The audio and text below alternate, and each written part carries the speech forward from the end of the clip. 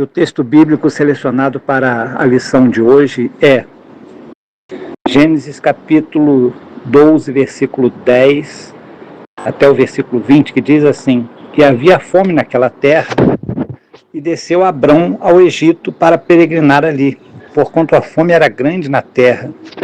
E aconteceu que, chegando ele para entrar no Egito, disse a Sarai, sua mulher: ora, bem sei que és mulher formosa à vista, e será que quando os egípcios te virem, dirão: esta é sua mulher, e matar-me-ão a mim, e a te guardarão em vida. Dize, peço-te, que és minha irmã, para que me vá bem por tua causa, e que viva a minha alma por amor de ti. E aconteceu que, entrando Abrão no Egito, viram os egípcios a mulher, que era muito formosa, e viram-na os príncipes de Faraó, e gabaram-na diante de Faraó, e foi a mulher tomada para a casa de Faraó. E fez bem a Abrão por causa dela, ou por amor dela, e ele teve ovelhas, vacas, jumentos, servos, servas, jumentas e camelos. Feriu, porém, o Senhor a Faraó e a sua casa com grandes pragas por causa de Sarai, mulher de Abrão. Então chamou o Faraó a Abrão e disse: que é isto que me fizeste? Por que não me disseste que ela era tua mulher?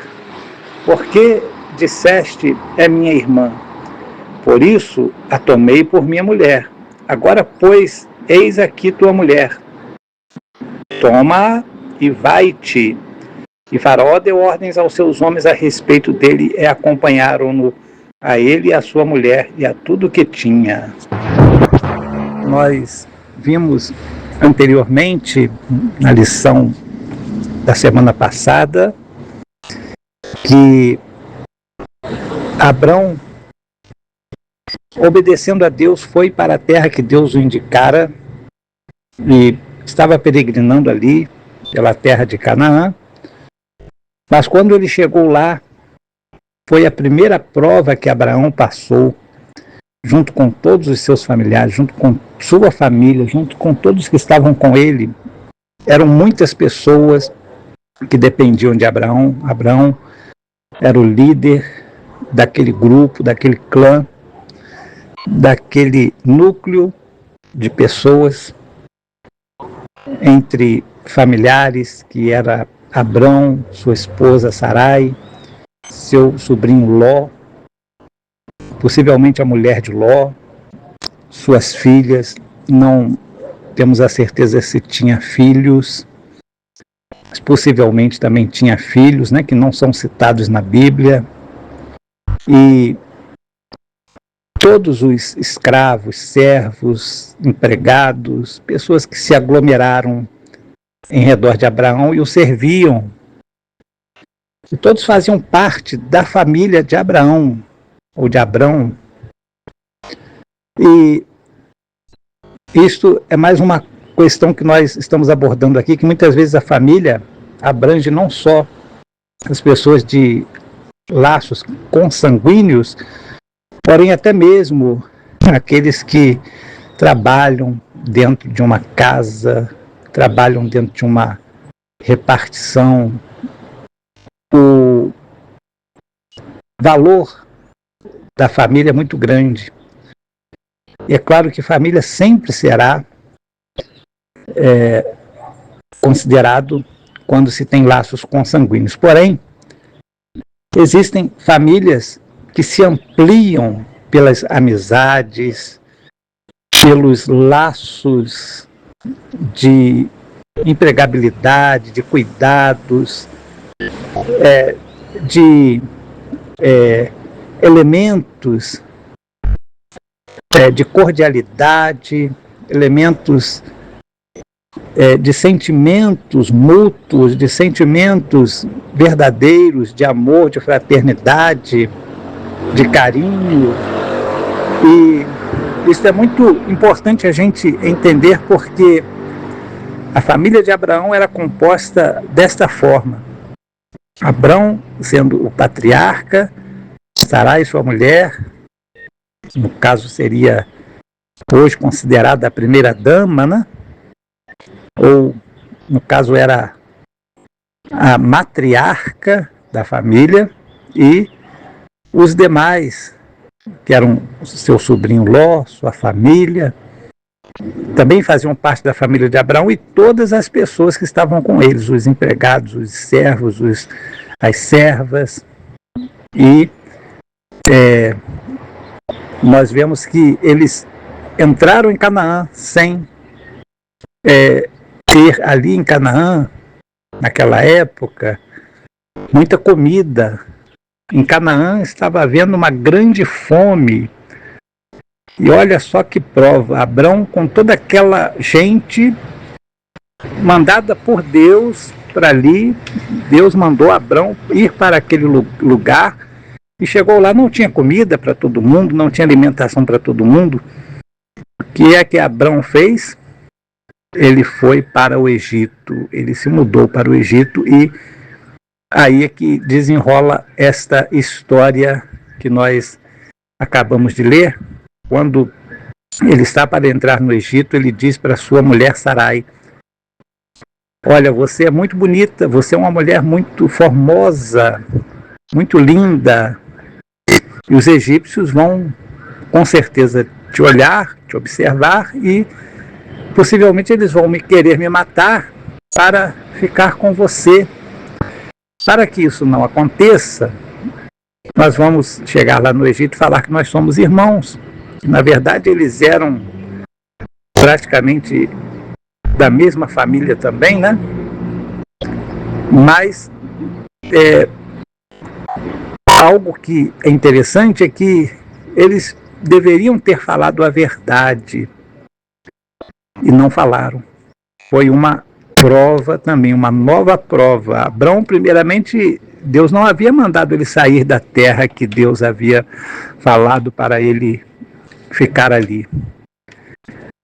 Ele já tinha até mesmo fixado em um local a sua tenda lá em Canaã, e depois ele desceu ao Egito com tudo que ele tinha, com todos os bens que ele possuía, com todas as pessoas que estavam com ele, e lá no Egito aconteceu justamente aquilo que ele imaginava que aconteceria. Só que eles viram a mulher de Abrão e realmente acharam-na muito bonita, e os príncipes de Faraó começaram a elogiar aquela mulher diante de Faraó. E Faraó então mandou trazer aquela mulher para ficar lá na corte, embora possivelmente não a tenha tomado como mulher inicialmente, mas era a pretensão de Faraó. Mas quando ela chegou lá, Deus, diz aqui o texto, não se fala aqui sobre quais pragas, mas Deus enviou pragas sobre o Egito. Imagino que eles começaram a ficar doentes, eles começaram a ficar com vários problemas de saúde. É bem possível que houvesse isso.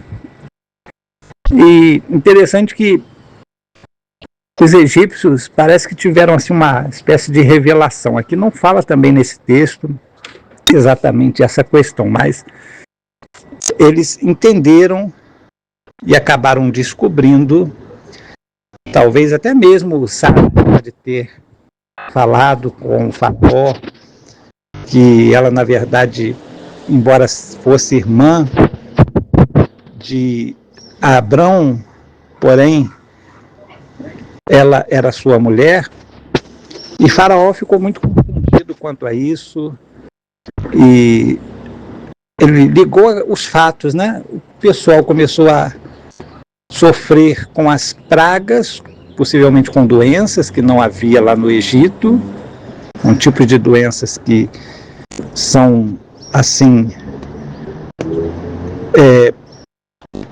anormais.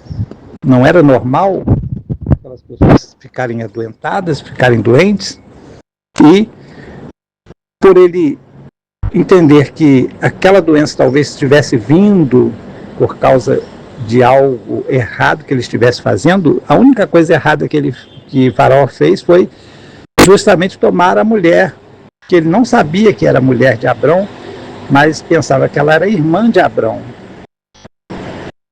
mas isso também foi assim estratégico para Abrão. Embora eles não mataram Abrão, que eles podiam matar Abrão também devido a essa farsa, essa mentira que eles pregaram lá no Egito, né? Mas Deus estava com ele, Deus estava à frente de todas as coisas que estavam acontecendo e livrou Abrão daquele momento ali. E Faraó, por causa de Sarai, deu muitas ovelhas, camelos e muitas coisas para Abrão. E Abrão se enriqueceu cada vez mais, né, ali no Egito, devido a essas coisas que Abrão recebeu de Faraó, por causa da sua mulher, por causa do amor que Faraó nutriu pela mulher de Abrão. Mas é muito importante a gente notar aqui que foi por uma desobediência, mas Deus entrou ali com uma providência inesperada e fez com que o coração de Faraó, que era o rei do Egito, que era o líder lá do Egito, devolvesse Sarai para Abrão e o mandasse sair daquela terra, e ainda fez com que os seus servos o acompanhassem até a saída do Egito.